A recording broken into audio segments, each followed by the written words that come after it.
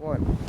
Live from the Jersey Shore, M&S post-draft report. We've been asked a lot lately where our show was, and we were getting our studio perfected, basically, waiting for a day like today to do the recording, and we're glad to be back. I wish we were playing ball today. The weather could not be better. Let's jump, as we always say, right in. Let's do it. Okay, so there's a lot to talk about. We're going to try to be as concise and as impactful as possible. As detailed without being boring. This year, we only have 6 teams in the league. Right, so which meant it was a 5-team draft as opposed to usually 6. Right, now there's that one team coming back, which I'm saying is a playoff team. 100%. That's last year's club going up. This year they're the Pawtucket Brewers. Right. They're bringing back the same squad, and they added 2 players that they believe is not just going to bring them into the playoffs, it's going to take them over the hump. Right, so the first player, I think the most impactful player we're talking about is their shortstop, Morris Dweck. So they say he's the next coming, and, to be determined, we'll see. Right, we know he's probably top 5 basketball players in the community, right? But unfortunately on the baseball field there's no hoop. It doesn't always translate. Sometimes guys like Mark Braha translated well. Jamie Dweck. Right, translate well, but then sometimes you have guys that are the best basketball players that just doesn't translate well. Listen, I'll take their word for it. Even if he's half as good as they're saying he is, that's number one. He's got a great physique, he's strong as a bull. And the other addition to their team is Joe Greenberg. Yes, now Joe Greenberg, we know is good. He's been in the league. He's a solid hitter. He's still young. Only 20 years old. Joe can hit. He can break it up. Listen, I think their team is to be a playoff team, and maybe even go deep in the playoffs. And I think as long as they get kept together by Sammy Red, which is big. He's almost their manager. He is their manager. He's like Jake from Major League, the catcher, right? Jake Taylor. Jake Taylor. They really believe they're a World Series team, and the greatest thing about it is there's nobody else in the league that can care less that they bring in their team. Right, because everyone thinks, Teal, a bunch of kids. The kids. Listen, I think the kids are going to make some noise. Me too. Let's actually get on to the drafted teams right now, because and we'll get to the few storylines that actually happened during the draft. Well, first pick overall, Max Yadid, who was slotted as a second-round pick as a pitcher, who was doing 100% better after his face injury. Took a line drive to the cheek, but thank God, he's 100%. He's as good-looking as ever. He took Allie Marshall with his first pick. Allie Marshall this year going in as a shortstop. Well, yeah, we weren't sure going into the draft where he was going to be drafted, but I think it was better for the league in general where he was drafted, how he was drafted. And guess what? Max, after the trade we'll talk about a little later, actually has a tremendous squad. I think he might be the favorite going into the season. There's actually a chance Allie could end up being the center fielder the way he's set up. Right. We'll talk about that. Second pick overall. Well, let's talk about his team. We'll go one team at a time. So Max Yadid ended up going with Allie first overall. He had himself slotted in the second round. Now, his second pick is... Well, his third round pick. His third round, but right, he took himself in the second round. His third round pick, he chose not to go with the wiry, young, fast, athletic type player. But he went with the combination that has worked and is working over the last few years. Right. Well, this year in the YMSL, right now they're not particularly working. No, but we know last year in the Night League they actually were a they were dominant team. They were a good team. Yeah, that type of team. They could have went all the way with it. We're Allie and then Sabo. Right. That's the combo. Now, Michael Solomon, as Samuel used that word, is a stalwart hitter. He's a guy who's probably the top 5 hitters in the league. Bottom line is, in a clutch situation, you want him runners in scoring position, I take him over anybody. I promise that's everyone included in the league. You name it, he's the guy I choose. Whether he became a glorified singles hitter, doesn't make a difference. He's on base. If there's runners on base, good stuff happens. He's an RBI when Michael, Sabo, and Solomon is so up. their team, their top 3 is obviously strong. Very strong. And we'll get to the rest of their team right now. Well, they took a guy that I personally love as a player, and he's always potentially waiting for him to take that next leap. Right. That way beyond is Elliott Saka. Right. So Elliott Saka already had himself a pretty good year last year, the year before. He took a year off last year, but we saw in the YMSL he matured a little bit. Maybe took a step back and stalled, but I think he's primed for a big year in the Night League. Okay. In the Night League, we always say there's some players that for some reason at night hit unbelievable, and in the day they're zero, and then vice versa. Right, and then after that he went with his brother, Charles Saka. Charles, who's a slick fielder, third baseman, and then fast runner. And then he has some other guys guys on his team that I just wanted to highlight. The guy that he actually traded for, which was Ruby Saka, which was acquired later in a trade, which I think could be a good player. Ruby, we know, is a solid athlete, great hockey player, fast player, and he talks a big game. So let's find out. And then before Nathan Kushner's injury last year, for about 2 weeks in the league last year, he had one of the greatest 2 weeks ever in the football. greatest defensive 2 weeks. Was that a flash in the pan, or was that legitimate? If that was legitimate, their team is strong. Because they have Loudon. Sam Loudon in our league in right field is year in and year out unbelievable defensive right fielder. And then they have guys like Albert Grazi. Albert Grazi on the team? No, Albert Grazi on the team. But what they do have is he showed to be big last year. And I don't just mean big as a hitter. I mean big as a person. Isaac Albukai. They don't have Albert Grazi. No, Albert Grazi is on Nolan's team. No, Isaac Albukai they have. Isaac Albukai is the catcher for that team. Last year was lauded to be one of the best hitters for a real bad team, the Minutemen. And then when they fizzled off and their season went to the dumps, I guess he tailed off. But we all know he has potential to be a four hitter in the league. So he's a lefty with a lot of pop. Let's move on to the next team. Okay. I think we gave him enough. I think Chaz is. Oh, we didn't talk about the trade. Oh, true. Okay, let's go for the trade. They did take Ralph Tuna Sutton, who was having anxiety attacks for about 72 hours. So exactly. So listen, he did a wise guy thing. Maxi D's like, let me take Tuna, and then some team will need a pitcher because we had exactly 5 pitchers to draft, and it did cause some little issues for a few days, about a week maybe. At the end of the day, He got what he wanted. So Maxi D did the right thing. He was shrewd, and I think it all worked out for Maxi D at the same I don't know about bamboozled because Ralph Sutton's been pitching well, but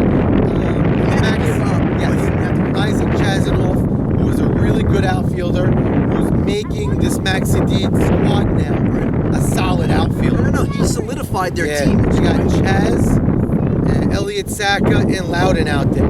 So that's really good. They may be the front running team right now on paper. Now let's move on. Now that we're talking about Norwood, let's move on to the Angels. The reason why he named his team the Angels is because when they drafted the team, he said we need divine intervention to help us because we had no pitcher. But listen, it all worked out at the end. Worked out. He went with his first pick that he usually always goes with. There was a compliment this year's a little different. So it's Mo Shama slotted with Zach Ashkenazi. They both cannot be on the field at the same week. They will switch off every now and then. Share a spot. Correct. They're going to talk to it. Whoever's there, they're in good company. Exactly. So both tremendous players. Both play a tremendous shortstop. Both are leadoff, 1 or 2 type hitters. So we found it to be a perfect combo. Isaac went with Mo Shama. Having Isaac at second and Mo Shama at short was Zach. His next pick actually, I think is the X factor of their team. Big time. He took JoJo Saruya, who had a year off last year in the league, and the year before he had a 3-week period where he was the most power. He had the most power that anyone ever had for a 3-week span. Ever in MLS history. And he does 3 home runs in one game, one over the fence. He was tremendous. But then after that, he wasn't great at he tailed off tremendously. And I will say, he's got great hands, he's quick, he's fast, but I think his defense could be sporadic. He'll make some great plays, and all of a sudden, he'll be like, we're not making big plays. So listen, we have to make him 18 years old. Now he's 20. So very true. Things do change. He's got confidence, and Isaac Norwood, like he says, loves to say that the nice players as their best years are. Right, so if you look at it, it's one of the manager mentioned that to us about a few days ago.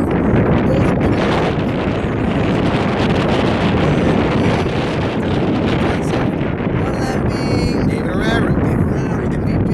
One of them being Rob Solomon. One Rob of them had a lot being of but he had a dominating year that year. Won the World Series, 10 wins. This team, JoJo's going to play third. I think it's less pressure than shortstop for him. And having Morris Shama or Zach next to him, I think it's going to only make his job easier. It helps anybody. That's then he got Ike Mavora, who played a tremendous outfield last year. Right, so Ike's sort of, when you are they playing 4 across or are they playing 3? No, I don't think they're playing 4. So listen, I think the test we'll see the real, if he really is going to handle an outfield spot like that. Because last year they played 4 across. No, they didn't. Sure they did. No, they didn't. Last year had Sonny in left, Ike in center, and Loudon in right. They didn't play 4 across. Okay, then I'm wrong. But he held his own tremendously. And last year on this team, he was definitely their best hitter. Ike still could hit. We know the one thing about Ike, you bat him 2 in any lineup, he's making any lineup great. That's right, he could hit. So I think his range diminished in the outfield. Listen, he's not a spring chicken, he ain't young. Now the and difference, let's see what happens there. The big difference, their right fielder is a question mark this year. It's Stanley. Oh no, actually they have DT. No, so who's an X factor. So DT could be plugged anywhere. You could put him. I saw him personally play a lights out left field. We all know he plays a Gold Glove second base and first base, and only thing he can't handle because he's a lefty is the left side of the hand. But he probably would be great anyway. But like you said, I think now they don't have Chazzy because of the trade. DT's maybe they can do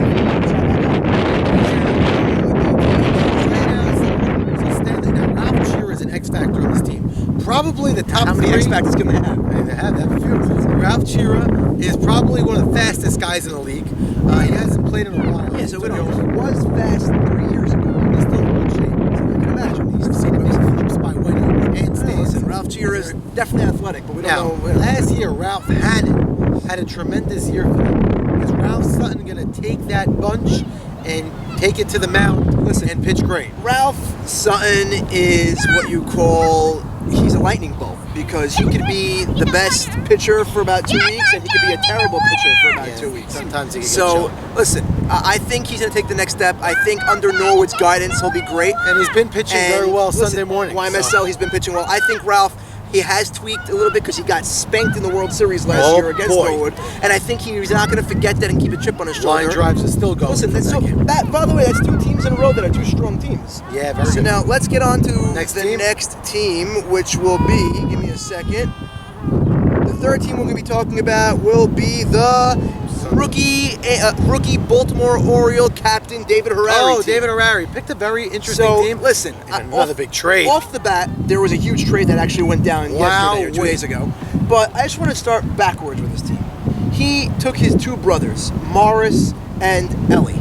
So now, if they could play, then what I'm going to say right now is wrong. But if they can't, he definitely took players that he let players go by the wayside that were good. So if they're not good because of the back end of the lineup, I think you could blame that. But now let's go back a little bit because he did make a very impactful trade.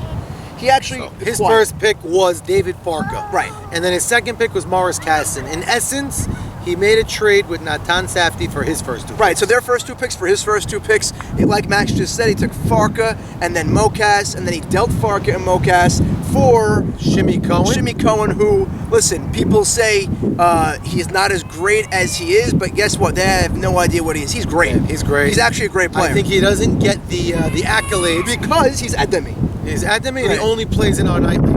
Right, and if he played YMSL, they would give him the but they don't remember in the tournament when he beat every single YMSL team, he was money.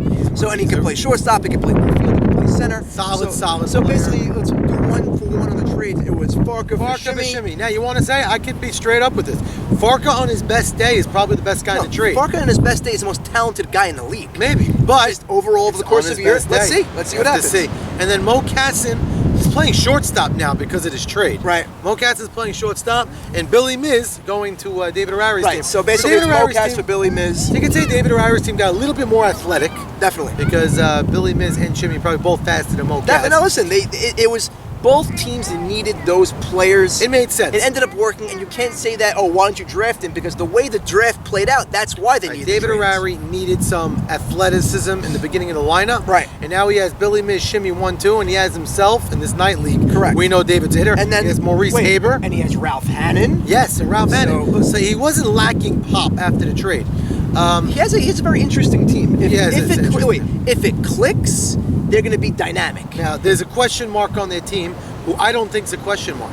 Their shortstop is probably going to be Joey Cohen. Oh, so Joey Cohen, you know him best. He's playing under your team in the YMSL. He's a kid. He's great. He's 16, but he's a hell of an athlete. Right. He could play a solid short, and they could put Shimmy at short if they have to. I never saw the kid play. I'm only going on your scouting report, but if he's half of what you say he is, he's a real player. Their team is in good shape. And he's a pesky at bat, hits the ball to all fields. He's a good base runner. Right. He's a good guy for that team. Listen, I think the trade helped him at the end of the day. I think without the trade, it would have been an implosion waiting to happen. Yeah, it would have been one of those big bat lineups that maybe back in and just not the type of lineups that usually win the World Series. Right, you need balance. I think this is what you call balance. I think he's actually poised to actually go places. By the way, again, that's 3 teams right now.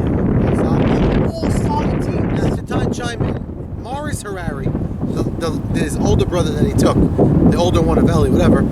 I know he hasn't been playing ball. That kid bite him. Ellie Harari, who played in our league last year on David's team, he played the last 2-3 weeks. Right, he played. That kid could play. No, he can hit. He has a good glove also. He's got a great glove. The kid But has listen, good hands. he only played 6 games over True. the course of time. You don't know if the warts come out and bite. True.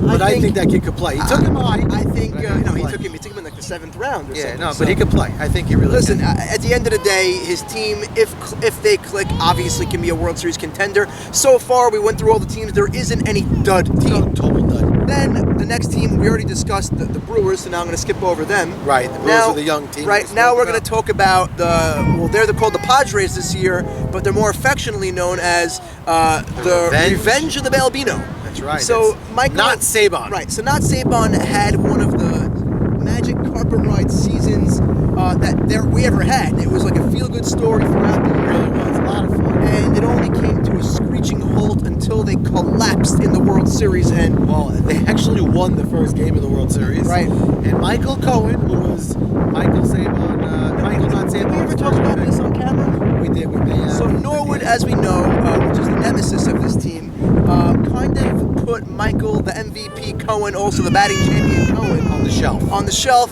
for the entire winter and has been rehabbing up until last week. He may have gained a couple of pounds because of it. But listen, a guy like that, you can't question He's a until, ball player. I've until been to proven guilty. actually went to the cages with him, and it looked like he didn't miss a step. No, he's great. He's an athlete. He's a one of those center kids. fielder. He was an MVP, and I have full aspirations that he's going to be just as good. But why are we mentioning this is because after he got hurt in Game 1, when they won Game 2 and 3, they lost because they were missing him. Game 2, if you recall, wasn't a bad game. It was 5-2. Game Right. 3 It was a disaster. was a shell shock. So either way, he took more or less the same guys. He took Michael. He took Foley Solly Cohen. Cohen. That's the same top 2 of his that he did last year. There were a few differences in his team this year. Well, he lost out on DT, who Right. he wanted to get. He lost out on Sammy Esses. Right. But he does I'm have talking himself. but he also has a guy that's a rookie in this league. It's Michael's brother, Jackie Cohen. All right, that who- might be a shortstop. I saw him play a few times, left side of the infield, very strong. Oh, and how can we forget? Aaron Dweck, Aaron Dweck. right? And then to replace the guys that he doesn't have like DT, he got Avi. Avi Dweck. Well, So- Avi Dweck is in this league is, I mean, in all leagues. No, but he, in for an some Omni reason, league, in the night league, he thrives. he rakes every single Yes. night. He just got sees the ball that well. famous line. We call him the Night Stalker. And then there's a guy, Jojo Mamie. Wow, He's so- 16-year-old kid, just like his friend Joey Joey Cohen. And just I watched this kid play literally his entire life, brought up in our living room. And Exactly. this kid really is a wiry athlete. I have true belief that this kid, I'm not saying this year, No, with but the in next the 2-3 future years. is going to be a top rounder. Listen, and I don't think the stage is going to be too big for him. It might be a little bit of adjustment. They may throw him in at shortstop. I don't even think it'll be an adjustment. I think he'll be plug and play right, and he'll be an impactful player from now. So having Jackie Cohen and Jojo Mamie at shortstop, short center, second, Avi Dweck may be playing third base, which he's very excited to And they learn have to Eddie handle. Katz, and they have Vic. all right, Vic Vic Shrem. Vic and they also have they have a good team. They do have a solid team. Also, this team worked last year. I just want to get this out there. This whole mix of boys worked. They have the chemistry. But I want to say it. But if you remember, early on in the season, before they clicked, They were 1-4. they were a train wreck. Yeah. So something turned around. They started winning. When winning happens, everyone has fun. But it'll be interesting to see if they get off to a rocky start again. If they can turn it around. It's a very good question, and sometimes you feel good if it doesn't go right early with the team. Right. It's like that it's Super real. Bowl, the Super Bowl teams. They always come to that. But That, there's- what do they call it? There's one the major layoff. thing that's different though. Instead of Tuna, they got Big Freddie Hittery. Big Fred. So Say it's small. so Freddie Hittery ended up taking a rookie captainship job last year for his team. He did a great job. The Les Sharks, and actually took them to the playoffs, and he almost won in the semis. Now, Freddie's one of those guys. He also won game 1 in the semi. Right? Three close games. Freddie's one of those guys. They say, how does he do it? He's not going to blow you away. You know He what? has a hesitation. He knows what he's doing. He has Exactly. moxie. He has guile. He has guts, and He changes speeds, No, he changes wills his location, team. he And I'll tell you, does. I played behind him last year in the spring, and he induces so many pop-ups because people are out lunging. Freddie knows what he's doing. And he's a great teammate. Right. He'll never throw anybody under the bus. He's always foot. He's actually one of the slowest people I've ever seen in my life. But either way, he's a really good player. And then we'll go on to the last team right now, which are the Pirates. Another rookie captain. So, Natan Safdie is no rookie to the league. He's actually a top-flight talent. He was number 3 in the batting title 2 years ago. He was an MVP candidate. He actually led the league in home runs the last 2 years. Right, hey, listen, we all know about Natan.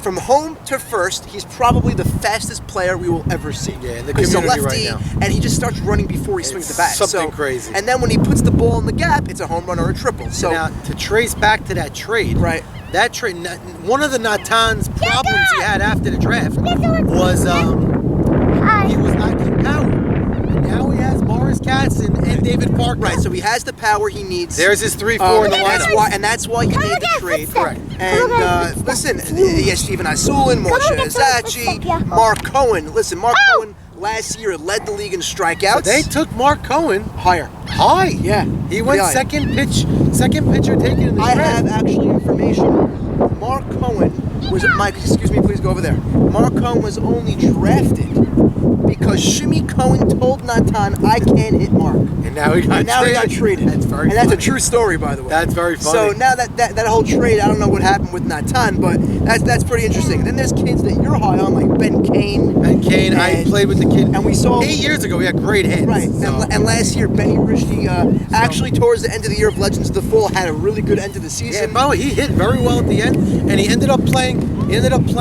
third base, which he's going to get the opportunity to play third base from game 1. So good job happy for Benny getting that spot. He's got to prove himself again. Right. But it is a team of a lot of relatives, and we can't forget.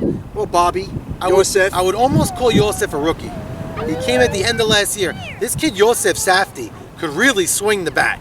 He's a lefty with a lot of pop. And we know, listen, we know Bobby. Bobby can play. We don't know Bobby, actually. Will the real Bobby please stand up? 3 years ago, Bobby was hitting the ball line drive every time. 2 years ago, he was just, he couldn't find his way on base. Last year, he had a 3-week stretch where he was hitting the ball hard and then he couldn't get on again. So now Bobby's in great shape. We know that. Bobby's in better shape than anybody, but if Bobby could play like we know he could play, then this team will be in pretty good shape. I strongly believe Bobby's going to have one of his best years simply because pressure's off. Right. He may play right field, not left field. It's a good question who's going to play center. Is it going to be Natan in center, Farka in left, or vice versa? I think Natan, being a gentleman, he'll move to left. Okay, Natan is the faster of the two, but Farka likes playing center. Right. So, I mean, they're both. We just went through every single team, and for the first time ever, there is no team where I can say definitively is not going to make the playoffs. Well, like we mentioned, if you have a pitcher on each squad, it definitely helps. And a shortstop and a center fielder. Right. Mark Cohen graduated into a pitcher last year, like not just in our league. Listen, I think in other leagues. Last year, he led the league in strikeouts and in walks. So we do know he has an issue to fix.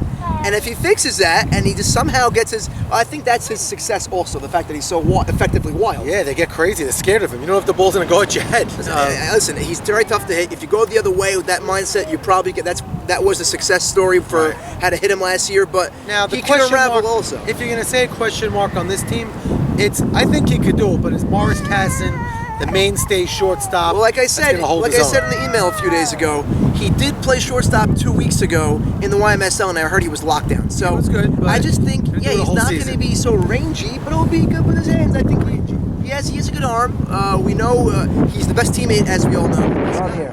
All right, quick after segment here. We were as we were walking back from our initial spot we were standing, we were thinking, who are the top 4 seeded teams that we believe are in the league this year? After discussing it, we both agree on the top 4. And what's funny, we were in agreement completely for all these top 4 seeds, and not exactly in the order, but well, the 1 seed we pretty much said in the show we thought was Yedid. Right, so it was that the Tigers, right. Max Yedid. That's the 1. The next 3, not in order, but top 4 seeds. I'd say Isaac Dweck. I agree. He's up there, as we know. Isaac has a great squad right now. And then I'd say 3 and 4. Not sure which one's 3 and 4. I think the Orioles. So David Harari's rookie campaign. I like the team. Actually, if you remember, Ralph Hannum was money last year. Oh boy! And I think he'll continue in his lights out ways in the night league. And I agree, he's also in the top 3. And the fourth team. Then our 4th one. Now again, the goal in our league we always say is to get to the top 3. But that 4th seed, that could be even a 3 seed. we were both in agreement. His club going up That's slash right. Pawtucket Brewers. Pawtucket Brewers, the Pawtucket Brewery. So listen, that does obviously leave out controversially last year's World Series team, which is the Balbino squad, and that also leaves out Natan Safdie's Pirates, which is also, as we discussed before, a good squad. They're all good teams, all 6. But now this, if we're right, one of those 2 don't make the playoffs. The other one is in that playoff game. Correct. So our top 4 seeds, that's our prediction. We could be right, and we could be 100% wrong. But last year, Michael Solomon's wasn't that great on paper. It just came together. And I will say, we didn't mention it before, they are a little slow. No, they're very slow. Rocks, Nemi, Henry, Bailey. So they're going to have to use all their runners, I guess. But they have a good team. Those are our top 4. Hopefully we don't make waves, pun intended. And that's about it. That's about it. Yeah. We're probably going to make waves. Yeah. Oh well, too bad. This is the lowest Jenny